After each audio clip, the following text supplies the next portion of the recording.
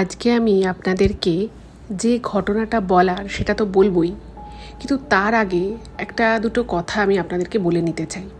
সেটা হলো যে আমরা যারা পেরেন্টস, প্রত্যেকটি বাবা মাই চায় যে তাদের ছেলে মেয়েকে খুব ভালো করে মানুষ করতে, যাতে তারা সঠিক পুষ্টি পায়, তাদের যেন গ্রোথ ঠিকঠাক থাকে, তাদের যেন কোনো অসুবিধে না হয়, তারা যেন কোনো কষ্ট না পায়, তাদের যেন বেশি স্ট্রাগল করতে না হয়। মানে সমস্ত ধরনের যতটা পসিবল তাকে কমফর্ট দেয়া, তাকে ভালো জিনিস দেওয়া, তার বড় হওয়ার ক্ষেত্রে তাকে যতটা ভালো ভালো জিনিস দিয়ে ভালোভাবে বড় করা যায়, আমরা প্রত্যেকেই সেই চিন্তাভাবনা করি এবং এটা খুবই স্বাভাবিক যে কোনো প্যারেন্টসের ক্ষেত্রে।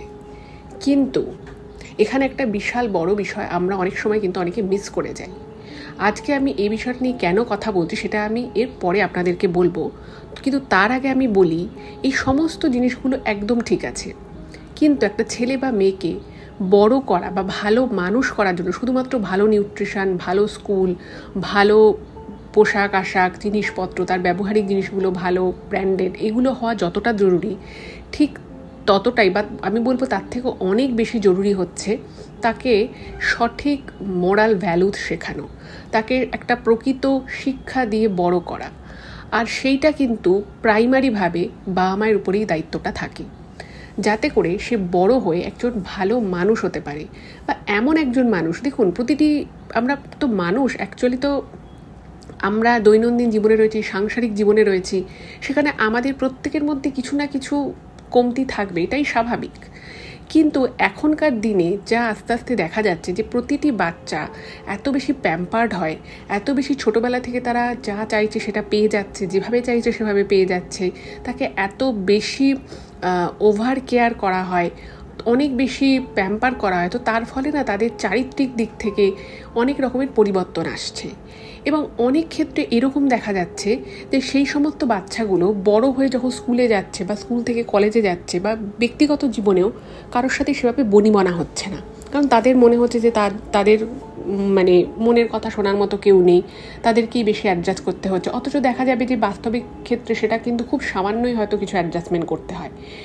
এবার এই প্রসঙ্গে আমি বলবো যে অ্যাডজাস্টমেন্ট প্রতিটি মানুষকে করতে হয়, মানে সে যত বড় লোকই হোক না কেন, কোথাও না কোথাও, সেটা কাজের জায়গায় হোক, সংসারে হোক, কোথাও না কোথাও কিছু না কিছু অ্যাডজাস্টমেন্ট আমাদের প্রত্যেককে করতে হয়। কখনো আমরা জেনে অ্যাডজাস্টমেন্ট করি, কখনো আবার না জেনেও করতে হয়। তো এইগুলো যে খুব কমন জিনিস, এগুলো খুব কমন ফিনোমেনন, এগুলো কিন্তু আমাদের বাচ্চাদেরকে শেখানোটা খুব দরকার।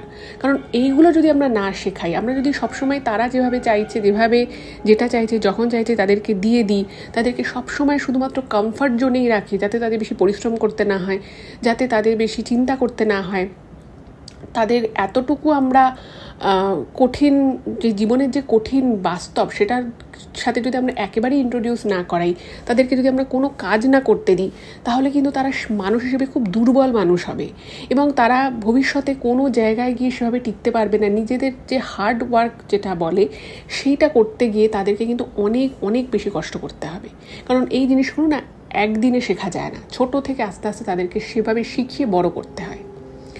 এবার আমি এই কথাগুলো আজকে এই এপিসোডের শুরুতেই কেন বলছি, তার কারণ হচ্ছে আজকে আমি যে ঘটনাটা পেয়েছি, সেই ঘটনাটা আমার পুরো পড়ে মনে হলো যে এই যে জায়গাগুলো যেগুলো আমি এখন আপনাদেরকে বললাম, এই জায়গায় একটা খুব বড় ফাঁক ছিল এবং এই ফাঁকগুলো ছিল বলেই হয়তো আজকে এই দম্পতিকে এরকম একটা দিন দেখতে হচ্ছে। এবং ওনারা এরকম একটা দিন দেখছে, সেটা যতটা না বড় কথা, তার থেকেও বড় কথা হচ্ছে যে ওনাদের জীবনে ওনাদের যে আর কি যেটা ওনার সন্তানের মধ্যে দেখতে চেয়েছিলেন, সেই জিনিসগুলো ওনারা তো দেখতে পেলেনই না, তার বদলে এমন কিছু দেখলেন যেটা দেখার জন্য হয়তো ওনারা সারা জীবনেও কখনো প্রস্তুত ছিলেন না। তো আপনারা প্রত্যেকে আমাদের চ্যানেলের সাথে থাকুন, পাশে থাকুন এবং আজকের এই ঘটনাটা পুরোটা প্রথম থেকে শেষ অবধি শুনুন, কারণ আমার মনে হয় এই ঘটনাটা আজকের যতটা ভয়ের ঘটনা, অবশ্যই ভয়ের এলিমেন্ট তো রয়েছেই, কিন্তু তার থেকেও আমি বলবো অনেক বাস্তবিক ঘটনা। এরকম ঘটনা কিন্তু ঠিক এইভাবে না হলেও অন্য কোনোভাবে কিন্তু যে কোনো মানুষের জীবনে বা তার পরিবারে ঘটতেই পারে। তো এই ঘটনাটা আমি মনে করি খুব বাস্তবিক ঘটনা এবং সকলে শোনা উচিত। এবং ঘটনাটা প্লিজ আপনার ফেসবুক, হোয়াটসঅ্যাপের মাধ্যমে একটু সকলের সাথে শেয়ার করে দিন, কারণ মানে অনেকের বাড়িতেই বাচ্চা আছে, গ্রোয়িং বাচ্চা আছে, তো তারাও যদি এই ঘটনাটা শোনে, তারাও কিন্তু অনেক কিছু বুঝতে পারবে। কারণ এমন অনেক কাজ আমরা একসময় করে ফেলি যেটা হয়তো তার ফলাফলটা তো তখন বোঝা যায় না, হয়তো 8 বছর 10 বছর 15 বছর পরে তার ফলাফলটা বোঝা যায়, কিন্তু যখন বোঝা যায় তখন কিন্তু আর কিছু করার থাকে না। তো আমি বলবো প্রত্যেকেই ঘটনাটা শুনুন এবং আপনারা নিশ্চয়ই কমেন্টে জানাবেন শোনার পরে যে আপনাদের কেমন লাগলো। নমস্কার শ্রোতা বন্ধুরা, ভূত ভগবান চ্যানেলে আপনাদের সকলকে অনেক স্বাগত। আশা রাখছি সবাই খুব ভালো আছেন, আনন্দে আছেন, সুস্থ আছেন। আমাদের চ্যানেলে যে ঘটনাগুলো বলা হয় সেগুলো যদি আপনাদের ভালো লাগে অবশ্যই কিন্তু চ্যানেলটাকে সাবস্ক্রাইব করবেন, ভিডিওগুলোকে লাইক করবেন। পুরো ঘটনাটা শোনার পর আপনাদের কেমন লাগলো সেই মূল্যবান মতামত জানাতে কিন্তু একদম ভুলবেন না। আর আপনাদের জীবনে বা আপনাদের পরিচিত কোনো মানুষের জীবনে যদি এরকম কোনো ভৌতিক, অলৌকিক, দৈবিক, অতিজাগতিক কিছু ঘটে থাকে তাহলে সেগুলো কিন্তু আপনারা আমাদের কাছে লিখে পাঠিয়ে দিতে পারেন। তার জন্য আপনাদেরকে আমাদের চ্যানেলের ডেসক্রিপশানে যেতে হবে, দেখবেন সেখানে আমাদের ইমেল আইডি মেনশন করা আছে। সেই ইমেল আইডিতে ইমেল করে আপনারা আপনাদের সেই ঘটনা কিন্তু আমাদের কাছে অনায়াসে পৌঁছে দিতে পারেন।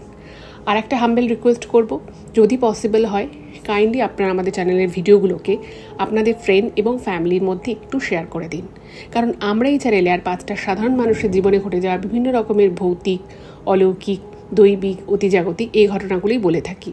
তাই আমি মনে করি ঘটনাগুলো যদি আরও অনেক অনেক মানুষ শুনতে পারেন, তারা সেগুলো শুনে অনেক কিছু জানতে পারবেন, বুঝতে পারবেন, শিখতে পারবেন। তার ফলে তারা অনেক বেশি সতর্ক, সজাগ থাকতে পারবেন, অনেক বিপদ থেকে নিজেদেরকে এবং নিজেদের পরিবারকে বাঁচাতেও পারবেন।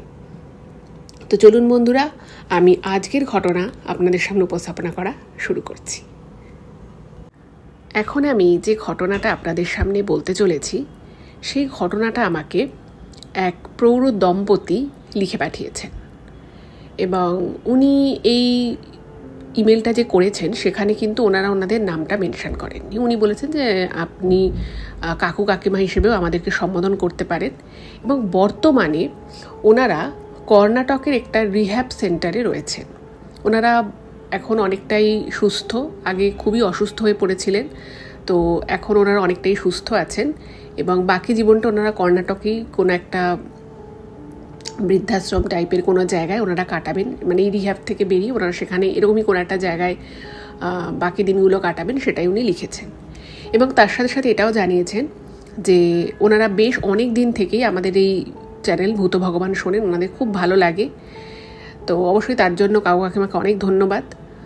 এবং উনি বা ওনারা দুজনে মিলেই ইমেলটা লিখেছেন এবং এটা ওনাদের জীবনের ঘটে যাওয়া একটা অত্যন্ত সত্যি ঘটনা। তো উনি বলেছেন ইমেলটা পড়ে যেন আমি গুছিয়ে নিজের মতো করে আপনাদের সামনে ঘটনাটা বলি। তো অবশ্যই আমি সেই চেষ্টা করছি এবং যেহেতু ওনারা খুব বেশি ওনাদের সম্পর্কে ইনফরমেশান দিতে বারণ করেছেন, তো সেই জন্য আমি খুব বেশি ইনফরমেশান আমি দেবো না। ওনাদের বাড়ির ঠিকানাগুলো উনি লিখেছেন, কিন্তু পরবর্তী সময় উনি রিকোয়েস্ট করেছেন যেন আমি ঠিকানাগুলো রিভিল না করি। তো অবশ্যই আমি সেটা করব না। তার কারণ হিসেবে উনি লিখেছেন যে ওনারা বর্তমানে ওনাদের আত্মীয় স্বজন কারোর সাথেই কোনো যোগাযোগ রাখেন না, রাখতে ওনাদের ভালো লাগে না। ওনারা বাকি জীবনটা স্বামী স্ত্রী একে অপরের সাথেই কাটিয়ে দেবেন এবং ওনারা ওয়েস্ট বেঙ্গলে ফিরবেনও না, ওনারা কর্ণাটকেই থাকবেন। তো যাই হোক, অনেক মানুষের অনেক রকমের সমস্যা থাকে, অনেক রকমের বাধা থাকে, তো ওনাদের জীবনেও অবশ্যই আছে। তো সেই জন্য ওনারা কোনো আত্মীয় স্বজনের সাথে আর যোগাযোগ রাখেন না, রাখতে চানও না, এটাই ওনারাই লিখেছেন।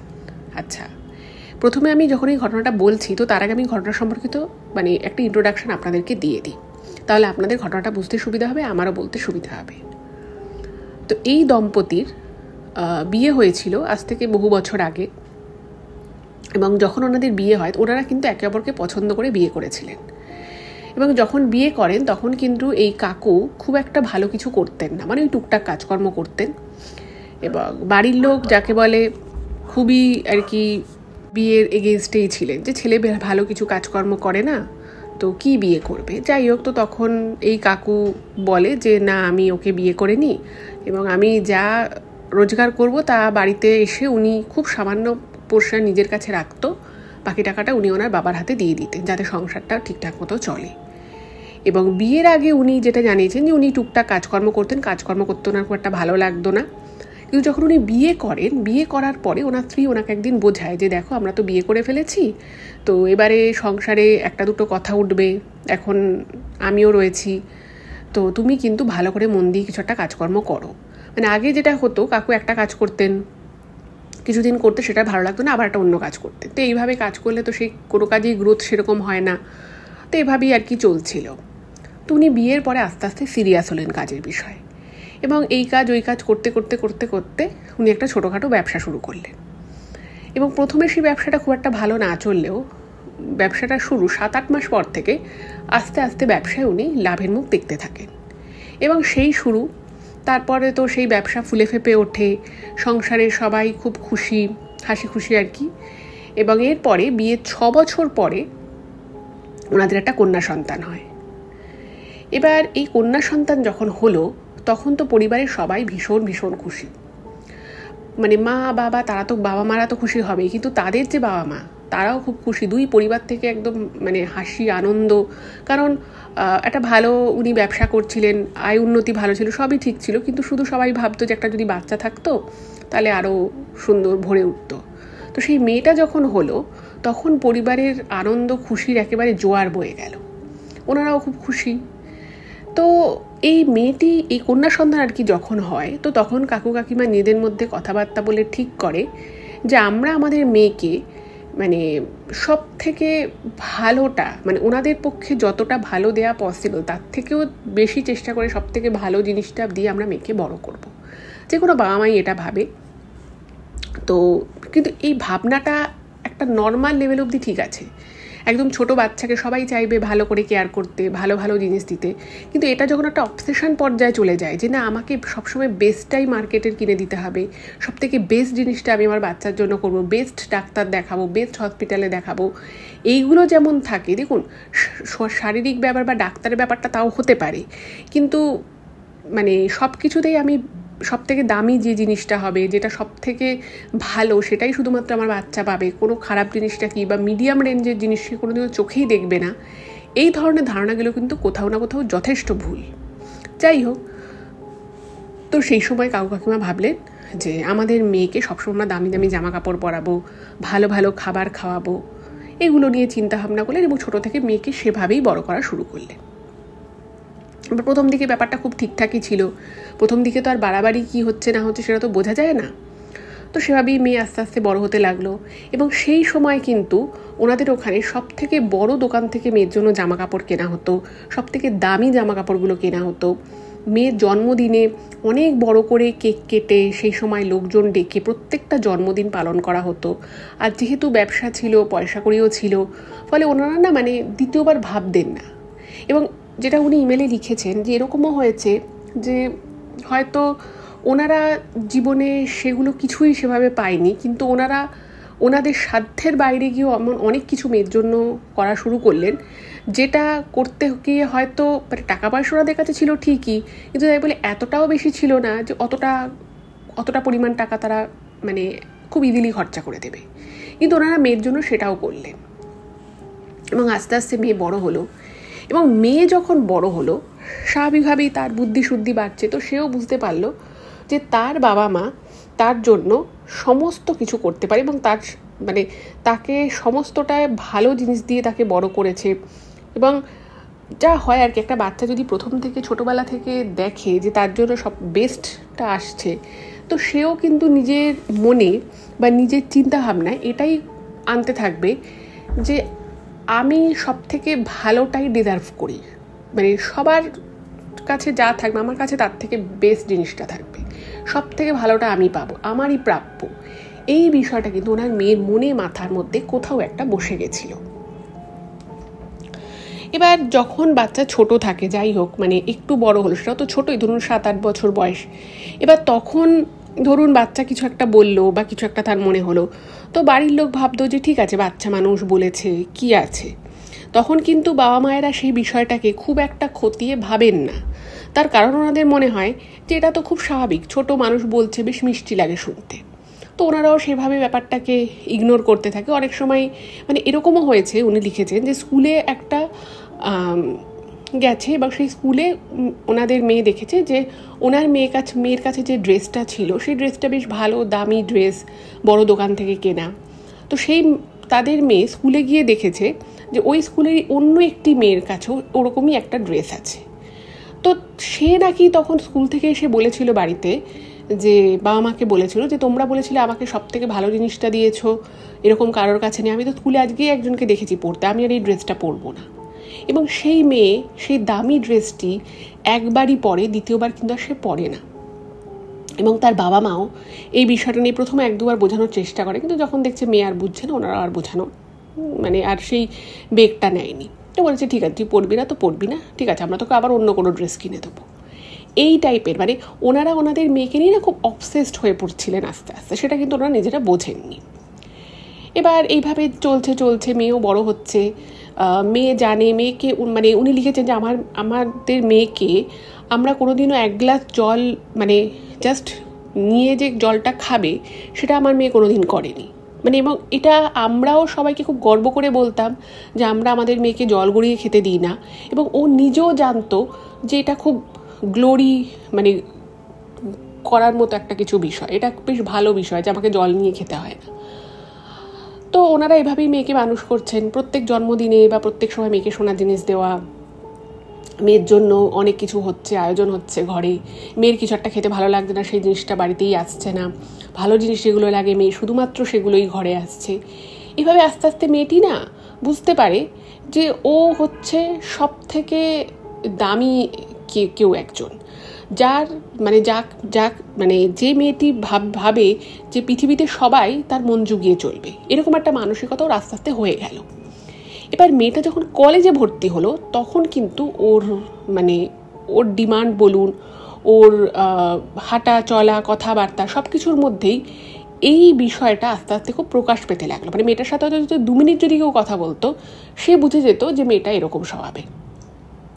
এবং অনেকে এসে ওনাদেরকে বলেওছে যে তোমাদের মেয়ে সবসময় এরকম ভাবে যে ওই সব থেকে ভালোটা পাবে, সব থেকে ভালো জিনিসটা ওরই প্রাপ্য, সবাই ওর মন জুগিয়ে চলবে, সবাই ওর মতো করে ওর সাথে মিশবে। এটা কিন্তু একটু পরিবর্তন করা দরকার।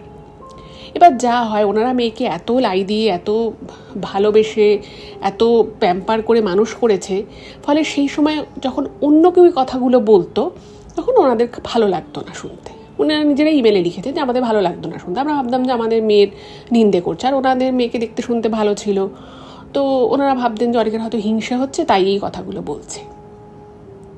এবার নিজেরা তখন ভাবতো, চিন্তা করতো যে আমাদের মেয়েকে কোনো রিয়েলি কোনো অভিজাত বড় লোক রীতিমতো এরকম কোথাও বিয়ে দিতে হবে, কারণ আমার মেয়ের যেরকম অভ্যাস হয়ে গেছে জীবনযাপনে সেটা ওর পক্ষে সেভাবেই ওকে রাখতে হবে বিয়ের পরও, নাহলে ও কী করে সংসার করবে।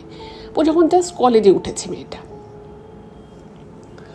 এবার ওদের যে বাড়িটা ছিল, কাকুকামা লিখেছে যে ওনাদের বাড়িটা একটা বড়, ওনারা বাড়িটা করেছিলেন এবং কিছু কারণের জন্য, সেটা ফিনান্সিয়াল যে খুব ক্রাইসিস চলছিল সেটা নয়, কিন্তু বাড়ির একদিকে না একটা ফাটল মতো একটা কিছু দেখা দিয়েছে, তো কিছু একটা সমস্যার জন্য ওনারা বাড়ির কিছুটা পোর্শন ওনাদেরই এক আত্মীয় তাকে বেচে দেয়, তো একটু কম দামে বেচে দেয় এবং তাকে বলে যে তোমাকে কিন্তু এই জায়গাটা সারিয়ে নিতে হবে। তো সেও রাজি হয়ে যায় নিয়ে নিতে, এবং সে ওই জায়গাটা সারিয়ে ঠারিয়ে একটা বড় মতো তাদের ঘরঠর করে সেখানে থাকা শুরু করে। এবার যেটা হলো, 2টো বাড়ি পাশাপাশি হয়ে গেল, ঠিক আছে। এবার ওনাদের যে আত্মীয়কে ওনারা বাড়িটা বেচেছিলেন, বাড়ির ওই অংশটা বেচেছিলেন, তো তাদের একটা মেয়ে ছিল, ঠিক আছে, এবং সেই মেয়েটার বয়স কিন্তু এনাদের মেয়ের থেকে কম, 3-4 বছরের ছোট আর কি।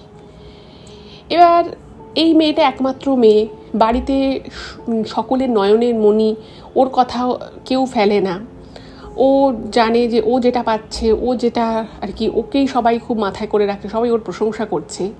এবারে ওই যে মেয়েটা যে ওদের আত্মীয় হয়, সে যখন ওদের পাশে এসে থাকা শুরু করলো, এবার ও দেখছে যে ওর একেবারে সমবয়সী না হলেও ওর সাথে যে বিশাল এজের ডিফারেন্স রয়েছে তা তো নয়।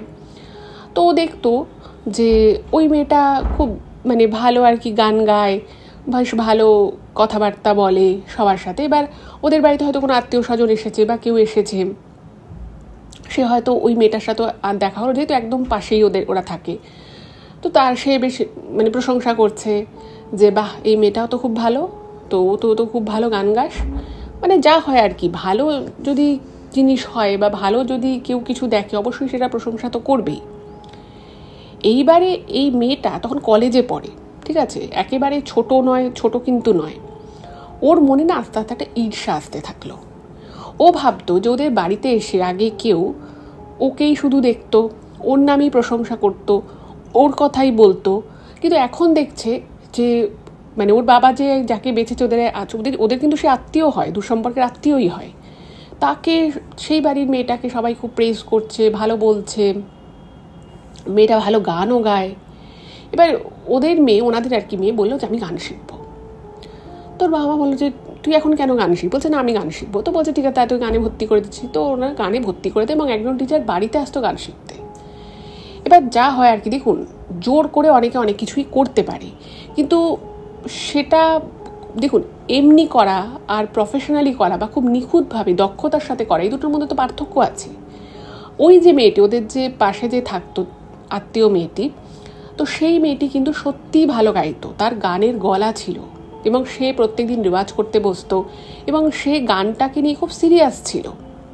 কিন্তু এনাদের মেয়ে, সে কিন্তু ঈর্ষার বশবর্তী হয়ে সে বলে কিন্তু গানকে সে ভালোবেসে যে গান শিখতে চাইছিল তা কিন্তু নয়, সে ঈর্ষার বশবর্তী হয়ে সে বাড়িতে টিচার দিয়ে গান শিখত। কিন্তু যা হয়, জোর করে যদি আপনি কিছু করেন, আপনি একদিন করবেন, দুদিন করবেন, 3 দিন করবেন, চতুর্থ দিন থেকে কিন্তু আপনার আর করতে ইচ্ছে করবে না, আপনার সেই মন মানসিকতাটাই থাকবে না যে আমি এটা করি। আর যদি বা কেউ করেও নেয় জোর করে, সে কিন্তু সেই অর্থে নিজের 100% দিতে পারবে না, কারণ সবার মধ্যে সব কিছু থাকেই না। মানে আজকে যদি আমি ভাবি যে আমি একেবারে দারুণ গান গাইবো, সেটা কিন্তু সম্ভব নয়। আমি যেটা পারি আমি সেটাই পারবো ভালো করে। তো ওর ক্ষেত্রেও সেটাই হলো। এবার যে টিচার ছিল সে বুঝতে পারতো কিন্তু ব্যাপারটা, তো সে এক দুবার বলে। তো তারপরে সেও একদিন রেগে যায় ওর উপরে। তো বলছে যে দেখো তুমি গান শিখবে বলেছো, তুমি কলেজে পড়ো, তো তোমাকে কিন্তু সেভাবে সিরিয়াসলি গানটা শিখতে হবে, কিন্তু তুমি কিন্তু গানের বিষয়ে সিরিয়াস নও। এবার কেন বলেছে, মানে ওকে এইটুকু বকাও কেউ কোনোদিন বকেনি। মানে ভাবুন, একটা মানুষ, সে তো একটা এজের পর, একটা সার্টেন এজের পরে সে তো সমাজে বেরোবে, আর পাত্রে মানুষের সাথে কথা বলবে, উঠবে বসবে, সে এইটুকু ক্রিটিসিজম নিতে পারে না। এবার যেই মুহূর্তে বলেছে, ওর এতটা বাজে লেগে গেছে, ওর স্যারকে মানে ডাইরেক্ট বলে দেয় যে আপনাকে কালকে থেকে আসতে হবে না। তো টিচারেরও একটু খারাপ লেগেছে, কিন্তু টিচার ভাবছে যে আমি আর কী বলবো, টিচারও আসা বন্ধ করে দিয়েছে। এবার এই যে টিচার ওকে মুখের উপরে বলল যে তোমার গলায় কিন্তু গান নেই, তোমাকে যদি গলায় গান আনতে হয় তোমাকে কিন্তু অনেক পরিশ্রম করতে হবে, যেটা খুব সত্যি কথা। কোনো জিনিস ভালোভাবে করা, সুন্দরভাবে করা আর গা ছাড়াভাবে করা, এটার মধ্যে তো পার্থক্য আছে। তো ওকে বললে, এটা না ও না মন থেকে মেনে নিতে পারেনি। এবার এই বিষয়টা কিন্তু ওর বাবা মা আস্তে আস্তে বুঝতে পারে যে ওনাদের মেয়ে, ওই মেয়েটির প্রতি আস্তে আস্তে ঈর্ষান্বিত হয়ে পড়ছে। তো বিভিন্ন রকমভাবে কথাবার্তায় মানে ওনাদের মেয়ে প্রকাশ করতো যে কেন তোমরা এনাকে জমিটা বেচলে, কেন ওনার বাড়ির এই পোর্শনটা বেচলে, ওর এখানে থাকে, সবাই ওর নামে কত ভালো ভালো কথা বলে, সবাই ওর গানের প্রশংসা করে, আমিও তো গান করি, কেউ আমার গানের তো প্রশংসা করে না। এবার সেই মেয়েটাকে অনেকভাবে এরা বোঝাতো, কিন্তু যতই দিন এগোতে লাগলো বোঝানোটাই কিন্তু আর কাজ হতে লাগলো না। তার মনে ঈর্ষাটা এত আস্তে আস্তে এত বেড়ে গেল, ও বলল যে না, তুমি যদি এদেরকে এখান থেকে সরিয়ে না দাও তাহলে আমি থাকবো না। এবার এদেরকে জমির পোর্শনটা বেচে দিয়েছে। এবার বেচে দেওয়ার পরে তার থেকে টাকা নিয়েছে। এবার তারপরে তো তাকে বলতে পারে না যে না তুমি এখানে থেকো না। তো তখন এরা পড়েছে মহাবিপদে, কি করবে কিছু বুঝতে পারছে না। তো এইবারে একদিন কি হলো, এই দম্পতির, যিনি ভদ্রমহিলা আর কি, মেয়েটির মা, তো তিনি একদিন ওনার হাজব্যান্ডকে বললেন যে একটা জিনিস না আমার মাথায় আসছে, কিন্তু আমি ভাবছি এটা করাটা ঠিক হবে কি না, আমার মনে হচ্ছে এটা আমাদের করা উচিত। তো তখন ওনার হাজব্যান্ড বলছে কি ভাবছো তুমি? তো তখন ওই ভদ্রমহিলা বলেন যে আমাদের মেয়ে তো এই ওনাদের আর কি মানে পাশে যে ছিল, এটা একটা মানে উনি নামটা, আপনি মামন নামটা বলতে পারেন, তো আমি মামন নামটাই বলছি, যে আমাদের পাশে যে আত্মীয়কে আমরা জমিটা, বাড়ির অংশটা বেচেছি, তো সেই মামন এত ভালো গান করে, তো আমরা যদি এমন কিছু করি যাতে মামন গানটা না করে, তাহলে তো আমাদের মেয়েটা কষ্ট পায় না। এই যে আমাদের মেয়েটা যে এরকম করে বারবার বলে যে কেন ওদেরকে বেচেছো এই জিনিসটা, কেন আমি বাড়িতে থাকবো না, ও ভালো গান করে, সবাই ওর প্রশংসা করে, তো আমরা যদি এমন কিছু করি যাতে মামন আর গানটাই না করে, তাহলে তো আমাদের মেয়েটার কষ্ট পায় না, ও তো মনে মনে কষ্ট পায় বলে কথাগুলো বলে। তো তখন ওনার স্বামী বলছে যে তুমি কি বলছো, মানে আমরা মামনকে গান করা থেকে কী করে আটকাবো, ওকে কি বলবো যে তুই গান করিস না, আমাদের মেয়ের খারাপ লাগে, মানে কী করব? তো তখন ভদ্রমহিলা বলেন যে না, আমি একজনের খোঁজ পেয়েছি, তিনি মানে তার আর কি অনেক ক্ষমতা আছে, এবং মানে তার কাছে যে যেটা নিয়ে যায়, কেউ যদি বলে আমার এইটা করে দাও, অমুকের এইটা হচ্ছে, অমুকের তমুকটা করে দাও, এরকম নাকি অনেক অনেক কিছু করে দেয় উনি অনেকের। তো ওনার কাছে গিয়ে যদি আমরা বলি যে আমাদের এক আত্মীয় রয়েছে, তারা আমাদের পাশেই থাকে, আমরাই আমাদের বাড়ির কিছুটা অংশটাকে বিক্রি করেছি, ও কোনোভাবে যদি উনি ওর গানটা করা বন্ধ করে দিতে পারে, তাহলে তো আমাদের মেয়েরা দুঃখ কষ্ট থাকবে না, ও আগের মতো হাসি খুশিভাবে থাকবে। তো তখন লোকটা বলছে যে এটা তুমি কি বলছো, মানে আমাদের মেয়ে গান শিখতে চেষ্টা করেছিল, ও গান শিখতে পারেনি বলে আমরা পাশের আমাদের আত্মীয়র মেয়ের গান শেখাটা বন্ধ করে দেবো, এটা কি করে হয়? তো এই দম্পতি এই সমস্ত চিন্তাভাবনা করে তারা সিদ্ধান্ত নিলেন যে তারা ওই লোকের কাছে যাবে এবং সেখান থেকে এমন কিছু আনবে যাতে করে ওদের পাশের আত্মীয়া মেয়েটির গান বন্ধ হয়ে যায়। তো এইসব চিন্তা করে তারা ওই লোকের কাছে যায় এবং সেই লোক নাকি একটা তাবিজ দিয়েছিল। সে তাবিজটা দিয়ে বলেছিল যে তাবিজটা যদি আপনি যার আর কি আপনি গান বন্ধ করতে চাইছেন, মানে সে আর কি যে ঘরে থাকে বা তার পুরো বাড়ির সামনে যদি আপনি কোনোভাবে তাদের চোখকে এড়িয়ে যদি আপনি পুঁতে দিতে পারেন, তাহলে আপনারা যা চাইছেন সেটা হয়ে যাবে। এবার এই দম্পতির তো বেশ আনন্দ, তো তারা কিন্তু ওই তাবিজ নিয়ে ওই ওদের আত্মীয়র যে এন্ট্রান্স যে ছিল, ওদের ঘরের যে এন্ট্রান্স, সেখানে ওরা ওদের চোখের আড়ালে রাতের বেলা ওই তাবিজটা পুঁতে দেয়। এবং যথারীতি কিছুদিনের মধ্যে কিন্তু মেয়েটির গান পুরোপুরি বন্ধ না হলেও মেয়েটির মানে যেভাবে আর কি রেওয়াজ করতো, নিয়মিত গান করতো, সেগুলো আস্তে আস্তে কিন্তু বন্ধ হয়ে যায়।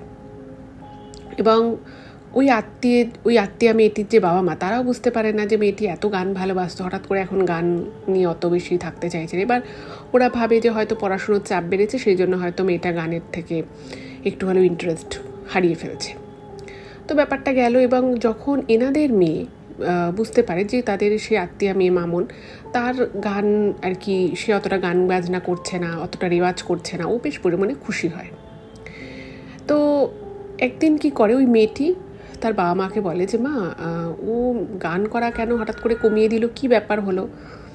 তো তখন মানে এই দম্পতি তার নিজের মেয়েকে সমস্ত ধরনের সুখ আনন্দ দেওয়ার প্রতি এতটাই অবসেসড হয়ে গেছিল, তারা না মনে করতো, মানে ওনারা নিজেরাই লিখেছেন এটা ইমেলে, যে ওনারা মনে করতো তাতে যদি অন্য কারোর কোনো কিছু খর্ব করে বা তাদের অন্য কারোর ছোটোখাটো কোনো ক্ষতি করেও যদি নিজের মেয়েকে খুশি রাখা যায়, সেটাই মনে হয় সব থেকে বড়, ওনাদের এটাই মনে হতো।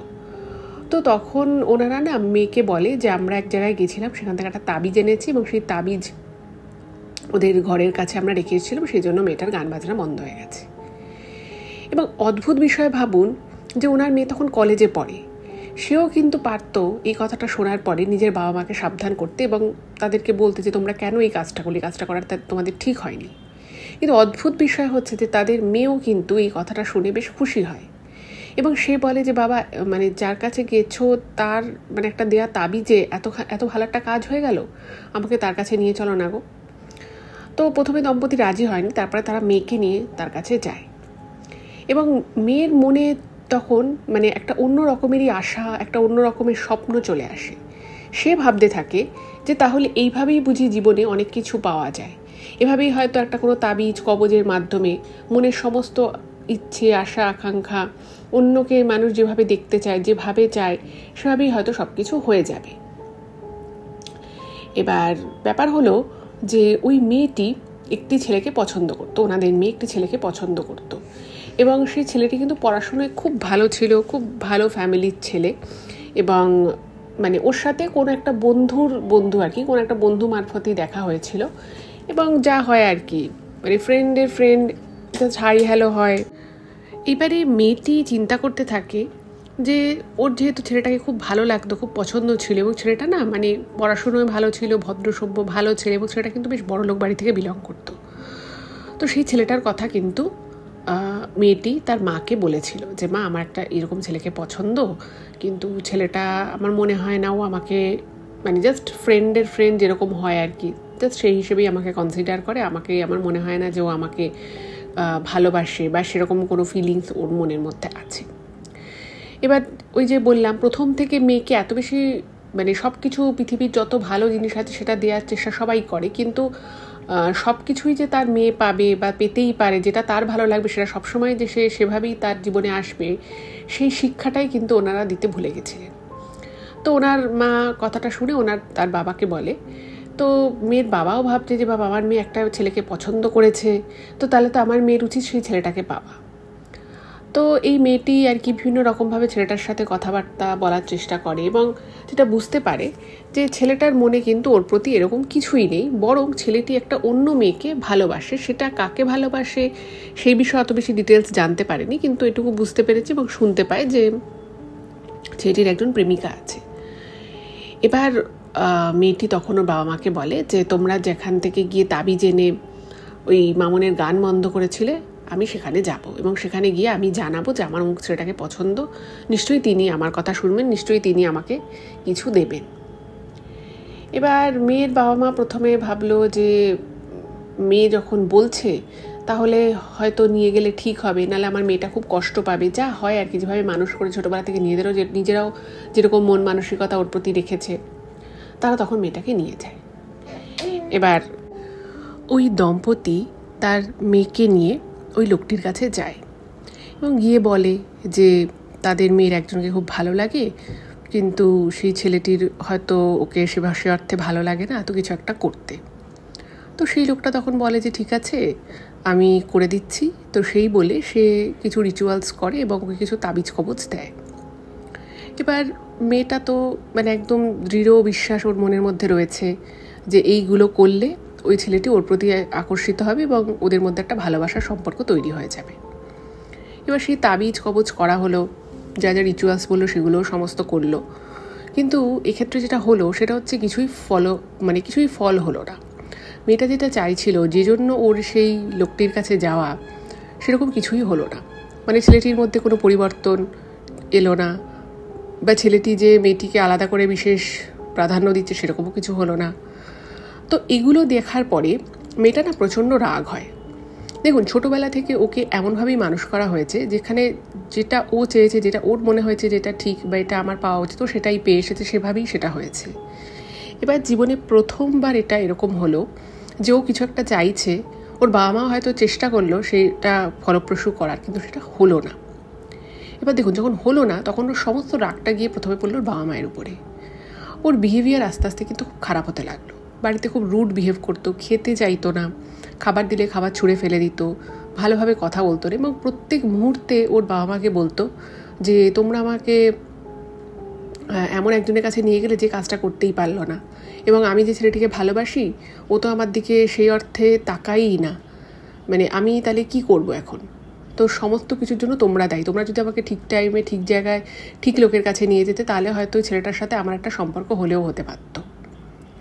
এবার এরকম একটা অন্যায় আবদার, দেখুন কারোর কাউকে ভালো লাগতেই পারে, কিন্তু এরকম তো কোথাও লেখা নেই যে যার যাকে ভালো লাগবে অন্যজনেরও তাকে ভালো লাগতেই হবে। আর সেখানে এই মেয়েটি কিন্তু জানতো যে ছেলেটি অন্য একজনের সাথে সম্পর্কে রয়েছে। তো সমস্তটা জানা সত্ত্বেও ওর মধ্যে কিন্তু পাগলামিটা মানে ছিল, এবং ওর বাবা মা উল্টো সেটাকে আবার সাপোর্টও করে গেছে। যাই হোক, তো এটা নিয়ে বাড়িতে নিত্য অশান্তি থাকতো। এবার মেয়েটা যেটা আর কি ভাবতে থাকে যে ওর বাবা মা এমন একজনের কাছে নিয়ে গেল যার কাছে গিয়েও কাজটা হলো না, কিন্তু মেয়েটা যদি আরেকটু চেষ্টা করে তাহলে এরকম মানে কেউ কাউকে আর কি পেতে পারে, যে অন্য কেউ আর কি যে এই কাজটা করে দিতে পারে ওর জন্য। এবার ওর এই চিন্তাভাবনা থেকেই আস্তে আস্তে ও বিভিন্ন জায়গায় খোঁজখবর করা শুরু করে, এবং এই যে মেয়েটা নিজে নিজে খোঁজখবর করছে, যে ইমেলটা থেকে আমি ঘটনাটা আপনাদেরকে বলছি, সেই ইমেলে ওনারা লিখেছেন যে এই বিষয়টা কিন্তু প্রথম দিকে ওনারা জানতেন না। মানে মেয়ে বাড়িতে অশান্তি করছে, ওই তাবিজ কবজ করে কিছুই হলো না, ছেলেটার মানে কোনো রকম কোনো পরিবর্তন হলো না ওর প্রতি ব্যবহারে। তো ওরা ভেবেছিল যে মেয়ে হয়তো এটাকে আস্তে আস্তে কষ্ট হলেও মেনে নিচ্ছে, কিন্তু মেয়ে যে ভিতরে ভিতরে অন্য কোনো পথ অবলম্বন করার চেষ্টা করছে সেটা কিন্তু এই দম্পতি প্রথম দিকে জানতেন না। তো সেরকম করতে করতেই একজন পীরের সন্ধান পায় মেয়েটা। তো সেই পীর নাকি সেই পীর বাবা বলে না, তো তার কাছে যায় এবং সে বলে যে ঠিক আছে, আমি তোমাকে এই বিষয়ে নিশ্চয়ই সাহায্য করব, যাতে ছেলেটিও তোমাকে ভালোবাসে, তোমার প্রতি আলাদা একটা দৃষ্টিভঙ্গি আসেও, সেটা আমি চেষ্টা করব। তো মেয়েটি বহুদিন সেই পীর যা যা বলতো সেরকম করতো, কিন্তু তাতে স্বাভাবিকভাবেই কিছু লাভ হয়নি। উল্টে যেটা হলো সেটা হচ্ছে যে ছেলেটা একটা ভালো চাকরি পায়, এবং সেই চাকরি পেয়ে আগে যেমন মানে যেহেতু এই দম্পতি লিখেছে যে ওনার মেয়ের ফ্রেন্ড মানে বন্ধুর বন্ধু ছিল এই ছেলেটা, ফলে সেখানে দেখা সাক্ষাৎ মাঝে মধ্যে হতো, কিন্তু যেহেতু ছেলেটা দূরে চলে যায় তার ফলে দেখা সাক্ষাৎ কিন্তু আরোই কমে যায়। এবার যখন মেয়েটি জানতে পারে যে ছেলেটি দূরে চলে যাচ্ছে, এবং এটাও জানতে পারে যে কিছুদিনের মধ্যে হয়তো ছেলেটি যাকে ভালোবাসে সেই মেয়েটির সাথে হয়তো ছেলেটির বিয়ে হয়ে যাবে, এবার ও না মানে পুরো পাগল হয়ে যায়। দেখুন, ভালোবাসা মানুষের জীবনে আসে এবং সেই ভালোবাসার বশবর্তী মানুষ অনেক কিছু চিন্তা করে, অনেক কিছু তাদের মধ্যে ভাবনা চিন্তায় থাকে, সবই ঠিক আছে, কিন্তু পুরোটাই যখন একতরফা তখন সেটারও তো একটা লিমিটেশন থাকা উচিত। এবং এই বিষয়টায় কিন্তু ওনার বাবা মা আমার মনে হয় ওনাকে আরেকটু বোঝালে হয়তো কিছুটা হলেও কাজ হতে পারতো। যাই হোক, সেটা ওর বাবা মা প্রথম ভাবেন যে মেয়েটা হয়তো ভুলে গেছে। এবার একদিন তো মেয়ে বাড়িতে এসে প্রথমে কান্নাকাটি করে, বাবা মায়ের তো মানে পুরো পাগল অবস্থা যে মেয়ে কেন কাঁদছে। তো অনেক যখন মানে ওর বাবা যখন জিজ্ঞেস করতে আসে তখন ও খুব খারাপ ব্যবহার করছে, কোনো কথা বলতে চাইছে না, কোনো প্রশ্নের উত্তর দিচ্ছে না। তো তারপরে ওনারা জানতে পারে, মেয়েই তখন বলে যে ছেলেটি নাকি এরকম দূরে কোথায় চাকরি পেয়েছে, বাইরে চলে যাচ্ছে। এবার ওনারা আর কীভাবে সান্ত্বনা দেবে মেয়েকে? ওনারা বোঝাচ্ছে যে দেখ, সব কিছু তো মানুষের ভাগ্যে থাকে না, তো হয়তো এই ছেলেটা তোর ভাগ্যে নেই, তো তোর জন্য আমরা এর থেকেও ভালো ছেলে, এরকম সুন্দর, দেখতে সুন্দর, সমস্ত কিছু এর থেকেও ভালো আমরা তোর জন্য সম্বন্ধ নিয়ে আসবো, তুই এটা নিয়ে এত ভাবনা চিন্তা করিস না। কিন্তু মেয়ে একদম জেদে পড়ে গেছে যে না, আমার এই ছেলেটাকেই পছন্দ। তো মেয়েটা কী করেছে, ছেলেটার ফোন নাম্বার তো ছিলই, তো সেই দিন নাকি রাতের বেলা মেয়েটা ছেলেটাকে ফোন করেছে।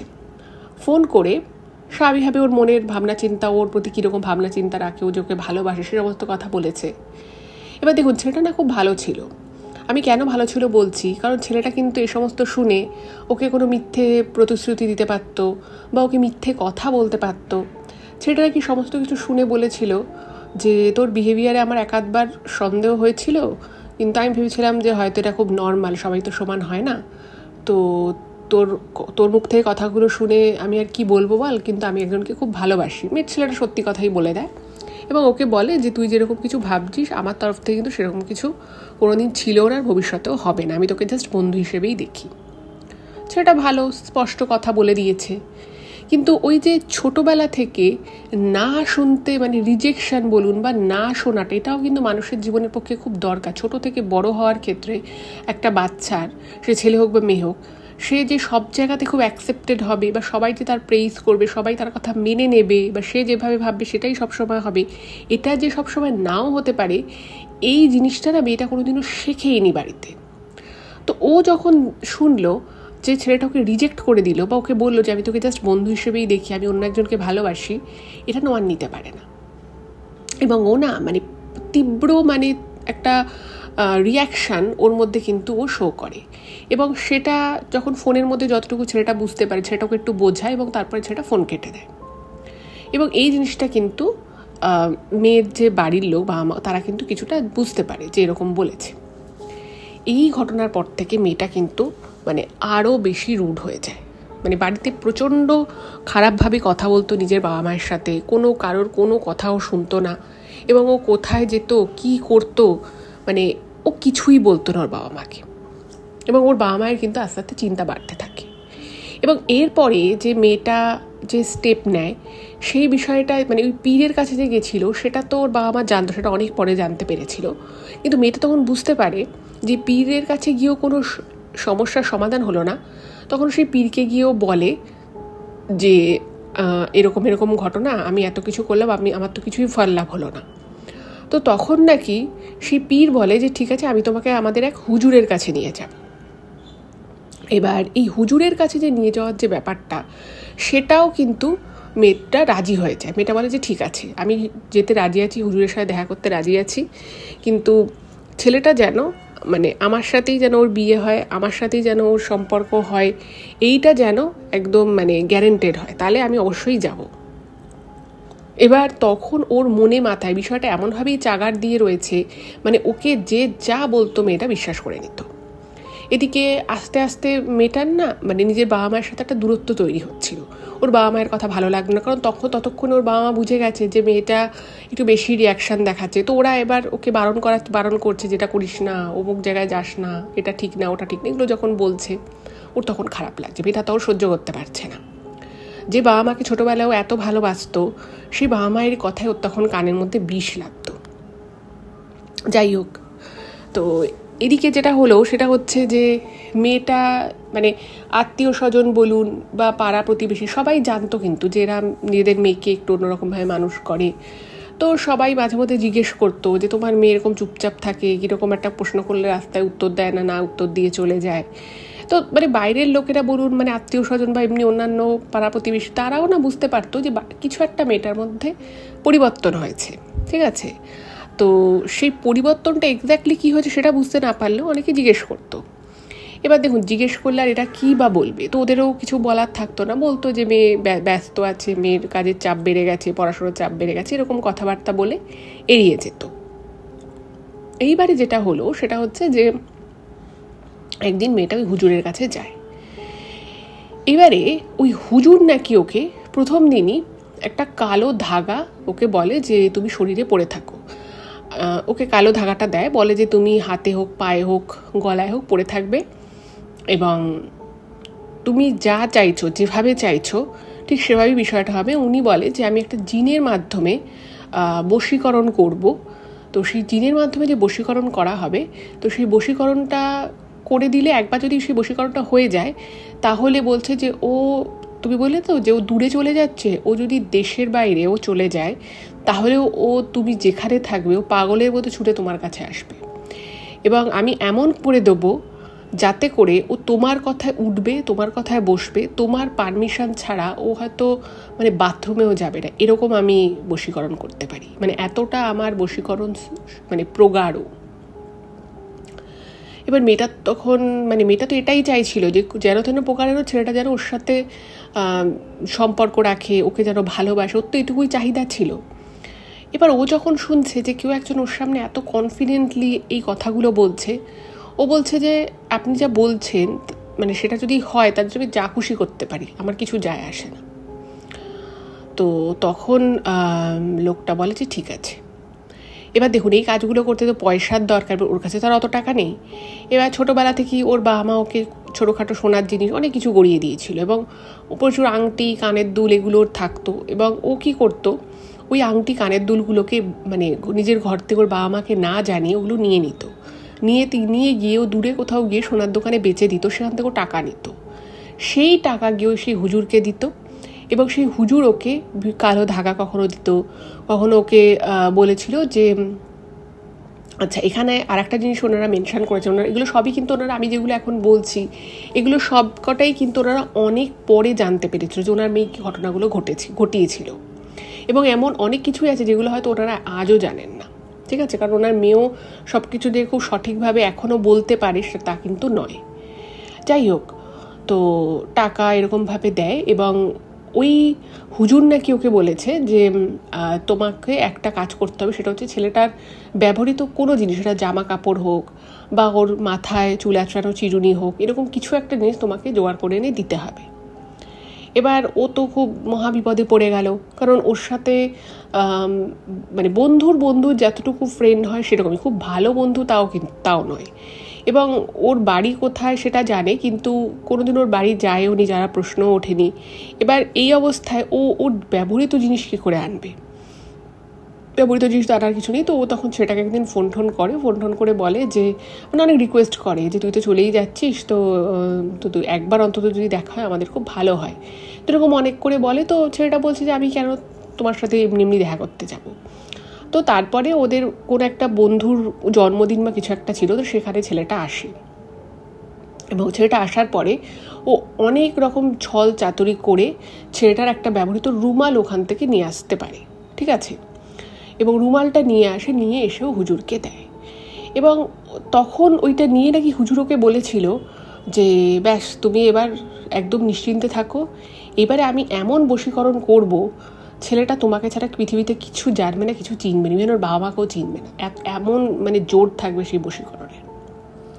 এবার ও তো প্রচণ্ড খুশি, বশীকরণ হবে, যাই হোক। এবার জানেন তো একটা বিষয় হচ্ছে যে ধরুন কেউ কারোর ভালো করার চেষ্টা করছে পৃথিবীতে, কোনো কিছুর মাধ্যমে কোনো কেউ বললো যে আমি মানুষের ভালো করি। এবার দেখবেন সেই ভালোটা অনেক সময় হয়, আবার অনেক সময় নাও হতে পারে। কিন্তু জানেন তো খারাপটা খুব তাড়াতাড়ি কিন্তু মানুষের জীবনে হয়ে যায়।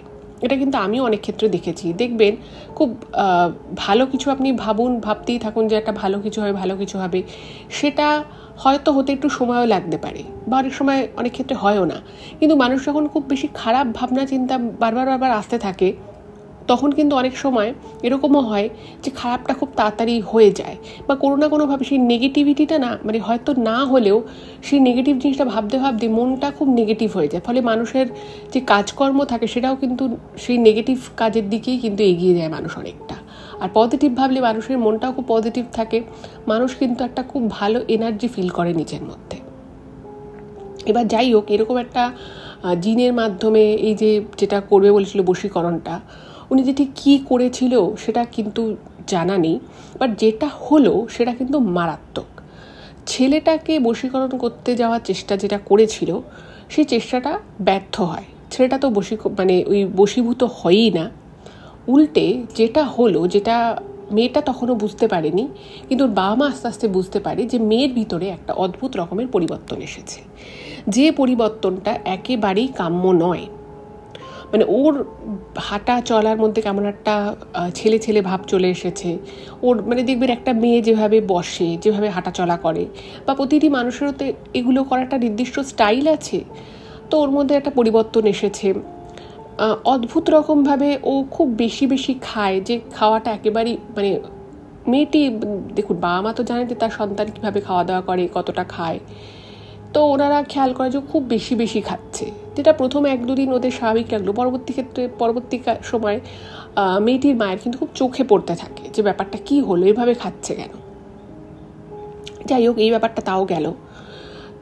এর কিছুদিন পরে মানে এই দম্পতি লক্ষ্য করেন যে মেয়ের ঘরে অনেক রাত অবধি আলো জ্বলে। এবার তারা ভেবেছে যে মেয়ে হয়তো ফোনে কথা বলছে বা কোনো কাজ করছে, কিছু একটা হচ্ছে, সেটা আলো জ্বলতেই পারে। কিন্তু ওদের খুবই সন্দেহ হয় যে মেয়ে রাতের বেলা ঠিক সেটা 2:30-3টে নাগাদ সে নিজের ঘর থেকে বেরিয়ে, যেটাও কোনোদিনও করতো না, বেরিয়ে গিয়ে সে ছাদে গিয়ে দাঁড়িয়ে থাকে। এবার একদিন ওর বাবা মা ব্যাপারটা হাতে নাতে ধরেছে, বলছে যে কিরে তুই রাতের বেলা 2 দিন ধরে দেখছি তোর ঘরের দরজা খোলা, আজ তুই দেখছিস ছাদে যাচ্ছিস, কেন তুই এত রাতের বেলা ছাদে যাচ্ছিস? ভোর হলে তারপরে না হয় যা। আর মেয়েটার কিন্তু এইভাবে ছাদে ওঠার কোনো অভ্যাস ছিল না। এবার ও না মানে আগে যতটা কম কথা বলতো, এখন যেন মেয়েটা আরও বেশি কম কথা বলে, মানে একদমই এখন কথা বলতে চায় না। ওর বাবা মা কিছু প্রশ্ন করলেও 2-3বার বললে হয়তো 1বার উত্তর দেয়, এরকম। তো ও না কোনো উত্তর দেয়নি। এবং আস্তে আস্তে দেখছে যে মেয়েটার চুলগুলো, মানে ওর যে চুলগুলো খুব সুন্দর ছিল, মেয়েটার চুলগুলো উঠে উঠে যাচ্ছে, আর বাকি যে চুলগুলো মাথায় রয়েছে সেগুলো এরকম জটা জটা হয়ে যাচ্ছে, এরকম শক্ত শক্ত খোঁচা খোঁচা। তোর মা একদিন ও চুলে হাত দিয়ে বলছে যে কিরে তোর চুলগুলো এরকম খোঁচা খোঁচা হয়ে, ভালো করে শ্যাম্পু করিস না, চল আজকে আমি তোকে আজকে ভালো করে শ্যাম্পু করে দেবো। এটা বলেছে যা, ওর মা চুলে হাত দিয়ে এরকম হাত বোলাতে বলেছে। ও এমন করে ওর মায়ের হাতটা ধরে ধাক্কা মারে যে ওর মা ছিটকে গিয়ে পড়ে। মানে জাস্ট একটা ধাক্কা মেরেছে, যেটা কিন্তু মেয়েটা সবের সাথে একেবারেই যায় না। মেয়েটা হয়তো ওর বাবা মায়ের উপর একটু রেগে থাকতো, একটু হয়তো রুড বিহেভ করতো, কিন্তু তাই বলে এভাবে ধাক্কা দেওয়ার, একটা ধাক্কাতে মানে একদম একজন মানে যথেষ্ট হেলদি ভদ্রমহিলা সে ছিটকে গিয়ে পড়ে যাবে, এতটাও গায়ের জোর কিন্তু মেয়েটা ছিল না। এবার এটা দেখে না ওনার মা খুব অবাক হয়ে যায় যে মানে কি ব্যাপার হলো, মেয়ে আমাকে এরকম ধাক্কা মারলো, মানে এটা তো ওর স্বভাবের সাথে যায় না, ও তো এরকম কোনোদিনও করে না। সেটাই হলো, কেন হলো কিছু বুঝতে পারলো না। আর প্রত্যেক রাতে মেয়েটা কিন্তু ঘুমোতো না, ও মাঝে মধ্যেই ছাদে যেত। এবার ওর বাবা মা গিয়ে ছাদতে ওকে টেনে হিচড়ে ধরে নামাতে, এবং যখন এগুলো করতো না ওর চোখটা কীরকম স্থির হয়ে যেত, আর প্রচণ্ড বেশি ঢেকুর তুলতে থাকতো। মানে কোনো কারণ, হয়তো খুব বেশি খাওয়া দাওয়া করে সেরকমও কিছুই না, মানে খুব অদ্ভুত রকমভাবে ঢেকুর তুলতে থাকতো। আর দিনের বেলাটা পুরোটাও ঘুমোতো। এক জায়গায় কোর্স করতো, সেই কোর্সে যাওয়া বন্ধ করে দিল, মানে একদম অন্য রকম ওর মানে ব্যাপার স্যাপার। এবং ওরা তখন দেখতে পায় মানে ও তো মানে নিজেকে অনেকটাই ওর বাবা মায়ের থেকে আলাদা করে ফেলেছিল, কী করছিল না করছিল সেটা ওর বাবা মা কিছুই জানতো না। তো একদিন এরকমভাবেই ও মানে খুব উত্তেজিত হয়ে গেছে, ঘর জিনিসপত্র কোনো কারণ ছাড়া ছুঁড়ে ছুঁড়ে মারছে। তোর মা তখন ঘরে একা, ওকে জাপটে ধরে ওকে যখন শোয়ানোর চেষ্টা করছে তো জামাটা একটু উঠে যায়। তো কোমরের কাছে ওর মা দেখে যে 4টে কালো সুতো পরপর আটকানো রয়েছে এবং চেপে চেপে আটকানো। ওর মা দেখছে যে মেয়ের কোমরে 4টে কালো সুতো কোথা থেকে এলো, এরকম কোনো কিছু তো কোমরে বাঁধতো না কখন, আর কেনই বা বাঁধ পারি, সুতো পেলো কোথা থেকে। এবার ওর যখন একটু হুঁশ এসছে, ওকে যখন জিজ্ঞেস করেছে, ও না তখন প্রচণ্ড রাগে একদম মানে যাকে বলে প্রচণ্ড আর কি ফেটে পড়ছে, রাগ ফেটে পড়া বলে যেটাকে, মানে প্রচণ্ড গোঙানি, মানে পারলে ও মেরে দেবে কিন্তু গায়ে জোর নেই, শরীরে সেরকম শক্তি নেই। তাই ও মানে একটা কর্কশ গলায় বলছে যে এই সুতোয় তোমরা কেউ হাত দেবে না, যদি হাত দিয়েছো তাহলে কিন্তু তোমাদের হাত আমি কেটে ফেলে রেখে দেবো, তোমরা কিন্তু এই সুতোয় একদম হাত দেবে না। এবার না খুব ভয় পেয়ে গেছে যে কী হলো ব্যাপার, মেয়ে এরকম করছে কেন, মানে তখন ওকে দেখে পরিষ্কার বোঝা যাবে যে ওর ভিতরে কোনো অস্বাভাবিক ব্যাপার চলছে। তো ওকে নিয়ে ভালো ডাক্তার দেখাতে যাবে, কিন্তু মেয়ে এমন অশান্তি করছে, এমন করছে, ও কোনোভাবে মানে ডাক্তার দেখাতে যেতে পারে, মানে মেয়েকে নিয়ে যে ঘর থেকে বেরোবে সেই অবস্থাটাই আর নেই। যাই হোক, এবার তো ওনারা ভাবছে যে মেয়েকে নিয়ে কী করবো, কোনো আত্মীয় স্বজন বাড়িতে আসতে চাইলে ওনারা আসতে বারণ করে দিত যাতে কেউ এই বিষয়টা না দেখে। আর ওনারা মনে মনে ভাবলো যে মেয়ের কী হয়েছে। এবার দেখুন, মেয়ের মা যিনি ছিলেন, এই দম্পতির ভদ্রমহিলা, তিনি তা বুঝতে পারছিলেন, মা তো বুঝতে পারছে যে মেয়ের সাথে কিছু একটা গণ্ডগোল তো হচ্ছে, এবং এই সুতোগুলো কালো সুতো এবং ওর মানে ব্যাগ যে ছিল, সেই কলেজ যাওয়ার যে বড় জিনিস মানে বইপত্রের যে ব্যাগ, সেই ব্যাগ থেকে কিন্তু বেশ কিছু অদ্ভুত জিনিস ওর মা পায়। যেমন কিছু আতরের বোতল পায়, তারপরে একটা ছোট ঠোঙা মতো পায় কাগজের, সেই ঠোঙার মধ্যে কিছু গুঁড়ো গুঁড়ো জাতীয় জিনিস পায়, সেটা কী ছিল সেটা ওর মা জানে না। তো উনি একদিন মেয়েকে অনেকবার জিজ্ঞেস করে, মেয়েকে খুব ভালোভাবে জিজ্ঞেস করে, কিন্তু মেয়ে কিচ্ছু বলতে পারছে না। তো এবার ওরা কি করবে, মানে বুঝতে পারছে যে মেয়ে আস্তে আস্তে কিন্তু অনেকটাই অস্বাভাবিক হয়ে গেছে, চুলগুলো খোঁচা খোঁচা হয়ে গেছে, গা থেকে সারাক্ষণ মানে হয়তো স্নান করে আসছে তারপরেও গা থেকে একটা অদ্ভুত টাইপের বাজে গন্ধ বেরোচ্ছে, মানে এগুলো থেকে মানে বুঝতে আর বাকি নেই যে ওর ভিতরে কিছু একটা অস্বাভাবিক ঘটছে। এবার ওনারা যে ওই ভদ্রলোকের কাছে যেতেন, যার কাছে প্রথমবার ওনারা গেছিলেন, ওনাদের পাশে যে আত্মীয় থাকতো সেই মেয়েটির গান বন্ধ করাতো, তো সেই লোকটার কাছেই আবার যায় ওর বাবা। তো উনি সমস্ত কিছু শুনে বলে যে আমার মনে হচ্ছে আপনার মেয়ে কোনো কিছুর বশবর্তী হয়ে আছে। তো উনি একটা জল দেয়, একটা জল পোড়া টাইপের দেয়, বলে যে আপনি মেয়েকে খাওয়াবেন। আমি বলতে পারছি না কী হয়েছে, আর আমার এতটা হয়তো ক্ষমতাও নেই যে আমি আপনার মেয়েকে সব কিছু থেকে মুক্ত করব, তবে এইটা আপনি যদি খাওয়ান, ও যতটা এরকম করছে তার থেকে হয়তো অনেকটাই বেটারও থাকবে, আমি এটুকু করতে পারি। তো এই জল নিয়ে উনি জলটা মেয়েটাকে খাইয়েছে।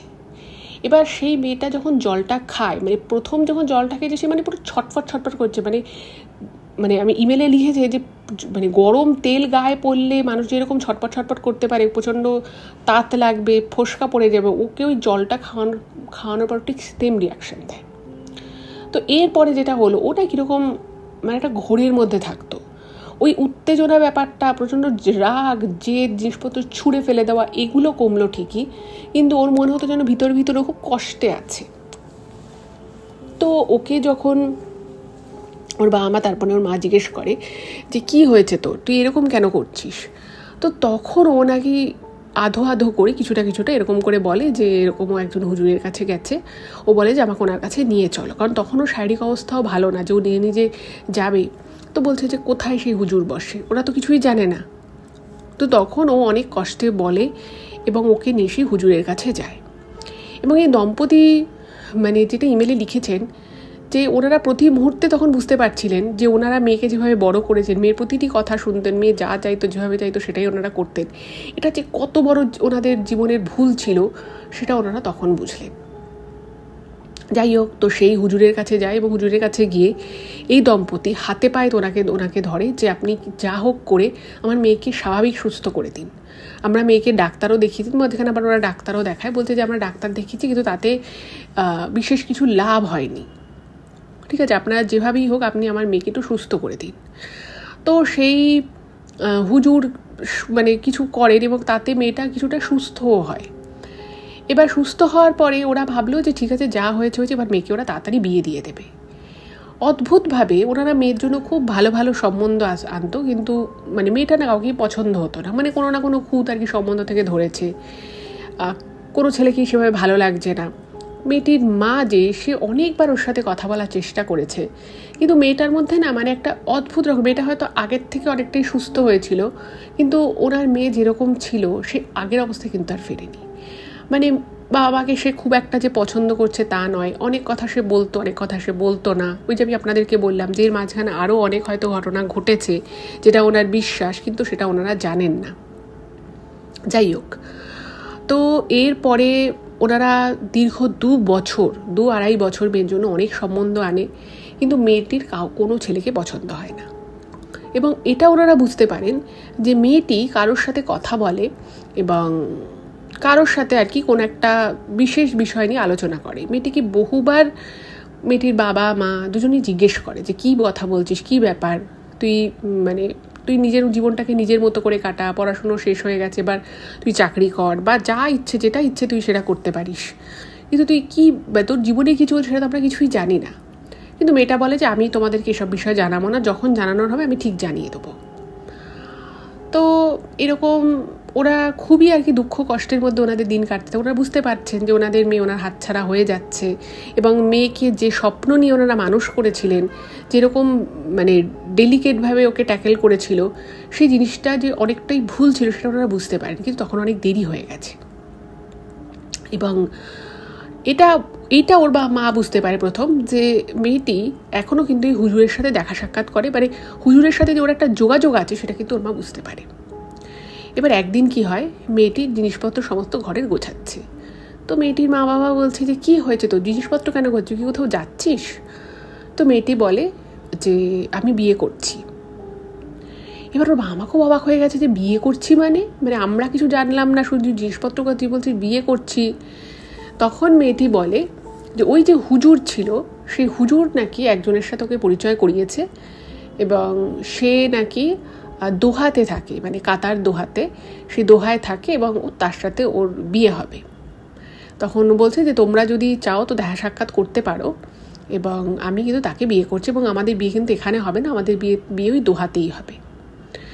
এবার ওর বাবা মা তো মানে এবার আকাশ থেকে পড়েছে, মানে এতদিন অবধি যা যা হচ্ছিল সে মেয়েকে বুঝিয়ে সুঝিয়ে ভালোবেসে বুঝিয়েছে, মেয়ের কাছে রিকোয়েস্ট করেছে যে তুই এটা করিস না, কিন্তু এই বিষয়টা ওনারা নিতে পারেনি। তখন ওর বাবা খুব রেগে যায়, মেয়েটির বাবা দুজনেই খুব রেগে যায়, বলতে তোকে এত ছোট থেকে এত অন্যরকমভাবে মানুষ করলাম, পরিবারে মানে আমাদের পরিবারকে, আমাদের আশেপাশের কোনো পরিবারে কোনো মেয়েকে এতটা স্বাধীনতা দেওয়া হয়নি, এতটা কেয়ার করা হয়নি, আর তুই আজ বলছি তুই নিজের ইচ্ছেতে বিয়ে করবি। ও বলে যে দেখো আমি বিয়ে একেই করছি, এবার তোমরা তাতে সমর্থন দিলে ভালো, না দিলেও আমার কিছু যায় আসে না, আমি একেই বিয়ে করব।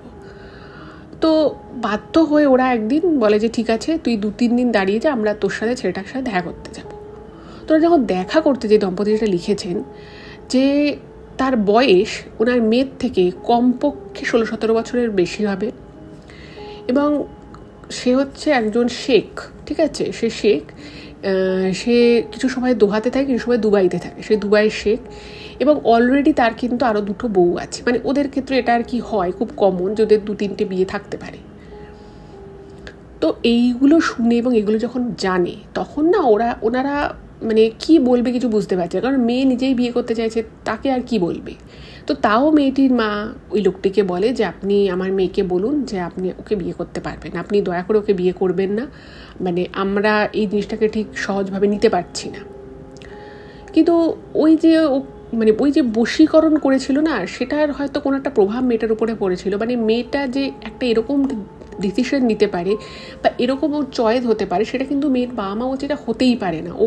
ওর পছন্দ অন্যরকম, ওর যে ছেলেটিকে পছন্দ ছিল সেই ছেলেটি খুব ভালো ছেলে ছিল, পড়াশোনায় খুব ভালো ছিল, দেখতে শুনতে ভালো, বলছে সেই মেয়েটা হঠাৎ করে একটা দুবাইয়ের শেখকে বিয়ে করতে চলে যাবে, তার 3য় বউ হিসেবে তার সাথে সংসার করতে দোহা চলে যাবে, এটা মেয়েটাকে একটার সাথে কোনোভাবেই যায় না। কিন্তু ওই যে বশীকরণ করেছিল না, তারই হয়তো কোনো খারাপ প্রভাব মেয়েটার প্রতি রয়ে গেছিলো। অনেক চেষ্টা করেন ওনারা মেয়েকে বোঝানোর, মানে বকাঝকাও রীতিমতো করে, যেটা ওনারা কোনো দিন করেননি, কিন্তু অ্যাকচুয়ালি কোনো লাভ হয় না। এবং মেয়েটা ভিতরে ভিতরে কখন যে পাসপোর্ট অ্যাপ্লাই করেছিল, কখন যে ও পাসপোর্ট পেয়েছিল, সেটাও কিন্তু দম্পতি জানতেন না। এবং একদিন হঠাৎ করেই সন্ধেবেলা মেয়েটা বেরিয়ে যায় এবং অনেকভাবে ওকে আটকানোর চেষ্টা করে, কিন্তু মেয়েটা বলে যে দেখো আমি কিন্তু এখন অ্যাডাল্ট, আমি যদি এখন যেতে চাই তোমরা কেউ আমাকে আটকাতে পারো না, মানে আইনি দিক থেকে তো তোমরা পারোই না। এবং আলটিমেটলি কিন্তু মেয়েটা ওর বাবা মাকে ছেড়ে দুবাই চলে যায় শেখকে বিয়ে করে, মানে ওখানেই ওদের আর কি বিয়েটা হয়। এবং এই ঘটনার পরে ওনার মা ভীষণ রকমভাবে অসুস্থ, উনি হসপিটালাইজড হয়ে যান এবং তারপরে যদি বা হসপিটাল থেকে ফেরি ওরা দুজনে কিন্তু মানে একদম ডিপ লেভেল অফ ডিপ্রেশন যাকে বলে সেই ডিপ্রেশনে চলে যায়। আত্মীয় স্বজনরা আসতো, বিভিন্ন কথাবার্তা বলতো, অনেক রকমের উপদেশ দিত, কিন্তু আর তো কিছু করার নেই, মেয়ে তো চলেই গেছে। তো ঠিক এই কারণের জন্যই আমি যখন এই ইমেলে ঘটনাটা বলা আমি শুরু করছিলাম তখন আমি আপনাদেরকে বললাম যে ওনারা নিজেদের আসল নামটা বলতে চান না এবং ওনারা চান না যে ওনার কোনো আত্মীয় স্বজন ওনাদের সাথে যোগাযোগ করুক, সেই জন্য ওনারা একটা অন্য জায়গায় কর্ণাটকের এক মানে ওয়েলনেস সেন্টার, তারপরে বৃদ্ধাশ্রমে ওনারা থাকবেন। তো এখনও ওনাদের হিলিং চলছে, এখনও ওনারা মন থেকে এটা মেনে নিতে পারেননি, শোকটা ওনারা মেনে নিতে পারেননি।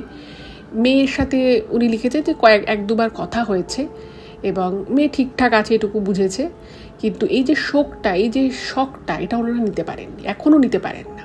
এখনও ওনাদের কিন্তু ওয়েলনেস ট্রিটমেন্ট চলছে এবং এরপর এটা শেষ হয়ে গেলে, হিলিং প্রসেসটা শেষ হয়ে গেলে ওনারা বৃদ্ধাশ্রমে মানে শিফট করে যাবেন, ওনারা এখানে ফিরবেনই না, মানে ওনাদের নিজেদের জায়গায় ফিরবেনই না। তো এটাই ছিল ঘটনা।